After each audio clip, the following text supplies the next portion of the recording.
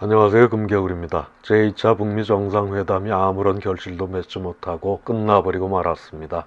어쩌면 이 북미 정상회담은 처음부터 한계를 안고 있었는지도 모르겠습니다. 회담 진행 과정을 보면서 저는 이런 진단을 내렸어요. 위기에 봉착한 트럼프에겐 노란한 꼴이 되고 말았다. 다시 말해 트럼프의 정치적 노름에 그 결과가 좌우됐다는 얘기입니다. 그런 진단은 두 가지 점에서 가능성을 엿볼 수 있지 않을까 싶습니다. 첫째, 미국 현지 날짜로 2월 27일 날 마이클 코언의 미 하원 청문회가 예정돼 있었습니다. 이게 중요한 게 마이클 코언의 발언 내용과 그 수위에 따라 트럼프의 정치적 입지가 매우 위태로워질 수 있기 때문이죠. 하노이에 도착해서도 트럼프가 그 속내를 밝혔듯이 여론 동향의 촉각을 곤두세우고 있는 형편이었죠. 다시 말해 하노이에 정상회담차 참석한 상황이지만 마음은 콩밭에 있었던 게 분명해 보입니다. 결국 그의 불안한 마음을 반증이라도 하듯이 청문회 이튿날 미국의 언론들은 마이클 코언의 폭로 내용으로 도배를 하기 시작합니다.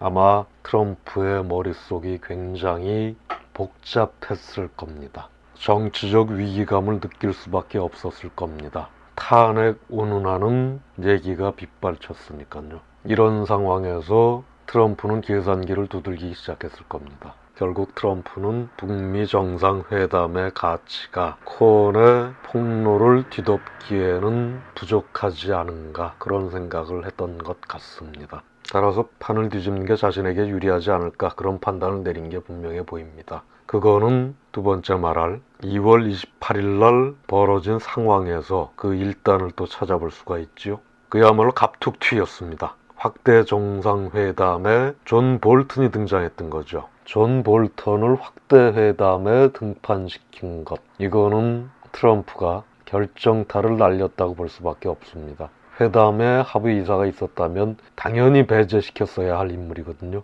정상회담 날짜를 잡기 위해서 북한의 김영철 노동당 부위원장이 워싱턴을 방문해서 볼턴의 배제를 요청했던 걸로 알려져 있습니다. 그에 따라 폼페이오가 전면에 나서게 됐던 거죠. 그랬는데 예정이 없던 볼턴을 확대 회담에 배석시킨 것, 이는 곧 판을 깨겠다는 의도로 볼 수밖에 없을 것 같습니다. 그럼 이어서 이 내용을 좀 더 상세하게 짚어보도록 하겠습니다. 트럼프가 마이클 코언의 청문회 내용에 촉각을 곤두세울 수밖에 없었던 건 마이클 코언은 그의 집사나 다름없었기 때문이죠. 그를 한번 소개해 보겠습니다. 12년지기로 알려져 있습니다. 개인 변호사이자 최측근으로 활약했던 인물입니다. 다시 말해 트럼프가 수족처럼 부리던 대선 기간에도 늘 밀착 수행했죠. 그런 모습이 언론 카메라에 잡히기도 했고요. 그런 코언이 작년 12월 국회 위증 및 선거자금법 위반 혐의로 징역 3년형을 선고받습니다. 다 트럼프와 관련된 일이었죠. 아시다시피 지금 미국의 특검이 진행되면서 코언이 플리바게닝 일환으로 청문회 증언대에 서게 된 것으로 알려져 있습니다. 2월 27일 날 청문회 내용은 CNN 등 미국 유력 방송사들이 장장 7시간 생중계하는 그야말로 초미의 관심거리였습니다. 입이 벌어질 정도로 놀라운 내용들이었죠. 트럼프는 인종차별주의자다. 사기꾼 협잡꾼이다. 그걸로 모자라 그 포르노 배우와의 추문 해서 여성 2명 입막음용으로 돈을 전달했던 내용까지 폭로하고 돈을 전달한 이후에 트럼프 장남 트럼프 주니어로부터 11차례로 나눠서 수표를 받았다며 35,000달러짜리 수표 사본을 공개하기도 했습니다. 물론 트럼프의 사인이 들어간 수표죠.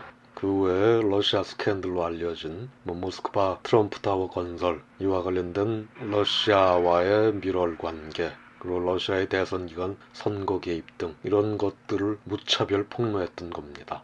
그러니 당연히 원로는 북미 회담은 뒷전이고 코언에게 집중할 수밖에 없었죠. 기사를 한번 살펴볼까요? 워싱턴 포스트 기사입니다. 코언이 트럼프를 사기꾼으로 묘사하다. 그런 타이틀 하에 전면에 3분의 2가량을 차지하게끔 크게 보도를 내놓습니다. 반면 북미 정상회담은 이렇게 작게 취급하고 있지요. 뉴욕타임즈 기사입니다. 코언이 트럼프 거짓말과 은폐 의혹을 고발하다.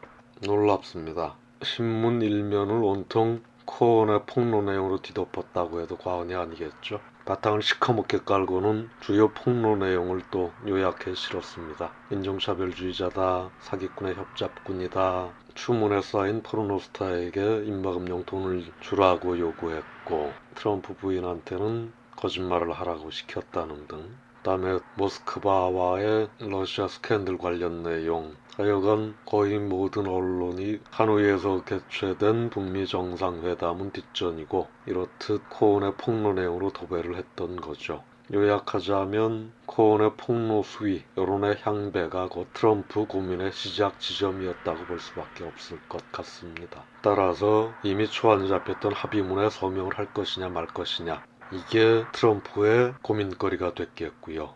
그 고민 속에는 하노이 선언이 과연 코온 기사를 덮을 수 있을 것인가, 그게 핵심이었을 겁니다. 언론에서는 북미 정상회담을 앞두고 이런 정도의 예측은 내놓고 있었습니다. 영변의 핵시설 폐기를 북한이 내놓고 그의 상응조처로 종전선언, 상호연락사무소 설치, 개성공단 및 금강산 관광을 재개하는 것, 이런 정도가 합의문에 담길 게 아니겠느냐. 그러면서 빅딜이니 스몰딜이니 설왕설래되고 있었죠. 그런데 미국의 여론은 그랬죠. 빅딜이 아니라면 북한에게 끌려간 결과다. 그러니 코온 폭로로 난사당하는 형편에서 이러한 결과는 북한 좋은 일만 시켜줬다, 북한에 끌려다녔다, 이러한 비판에 직면할 가능성이 컸다고 보지 않았나 싶습니다. 즉 이중고에 시달릴 것을 우려했겠죠. 거래의 기술이라는 책을 저술했다시피 이해 타산이 빠른 트럼프입니다. 그래서 계산기를 두드린 결과 판을 깨는 게 낫겠다. 이는 어쩌면 반전을 통한 전세 뒤집기가 될 수도 있습니다. 언론에서는 어떤 형태든 합의가 이루어질 걸로 보는 관측이 많았지요. 그런데 판을 깬다는 건 굉장한 충격 요법일 수가 있습니다. 그래서 방법을 찾은 게 예정이 없던 강경 매파 존 볼턴을 확대 회담에 등판시키는 거였죠. 야비한 술책이라고 볼 수밖에 없겠습니다. 전날까지, 아니 그날 오전까지 화기애애한 분위기로 회담 분위기를 이끌었던 본인이 직접 판을 깨긴 어려웠을 거로 봐지고, 그래서 볼턴의 입을 통해서 무리한 요구를 하면서 어거지를 부리면서 판을 깨려고 한 게 아닌가. 참고로 존 볼턴을 소개하자면 부시 정권 때 이라크 맹폭의 주역이었다고 할 수 있지요. 대량 살상 무기를 없앤다는 명분하에 이라크에 공격을 했으나 발견된 건 하나도 없었지요. 전쟁광이라는 별명을 갖고 있는 인사고요. 물론 북미 회담 과정 중에 서슴없이 북한 폭격을 주장했던 인물이기도 합니다. 북한이 좋아할 리 만무하겠지요. 그런데 이런 인물을 확대 회담에 앉혔던 겁니다. 판이 깨질 수밖에 없었겠죠, 당연히. 보도된 내용을 보면 영변 핵시설 완전 폐기 외에도 플러스 알파를 요구했다고 하죠. 분명히 본인이 기자회견 석상에서 밝혔듯이 합의문은 있었다는 거고, 합의문에 없던 플러스 알파를 요구한다는 것, 실무진에서 작성한 합의문 외적인 것을 요구함으로써 북한을 당혹하게 만들었겠죠. 결국 판은 깨지고 맙니다. 그걸로도 모자라서 북한한테 책임을 떠넘기는 발언도 했지요. 북한이 완전한 제재 해제를 원했다고요. 결국 이는 북한의 반감을 사서 일부 해제를 요구했다는 이용호 외무상의 심야 기자회견까지 야기하게 됩니다. 안타깝게도 제2차 북미 정상회담은 트럼프의 정치적 꼼수에 의해서 난도질 당하고 말았다고 볼 수밖에 없을 것 같습니다.